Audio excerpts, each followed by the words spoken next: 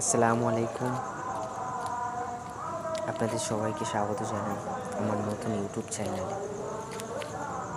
আমি এই মুহূর্তে ছাদে আছি। রাত 12:59 হয়েছে।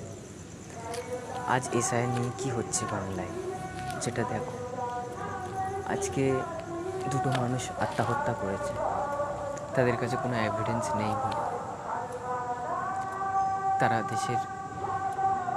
তারা এতটা ভয়ের মধ্যে পড়ে গেছে, তারা ভেবেছে যে তাদেরকে আত্মহত্যা করে দেওয়া হবে, তাদেরকে মেরে দেওয়া হবে বা তাদেরকে কোনো এমন জায়গায় পিটিয়ে দেওয়া হবে, কেউ জানবে না।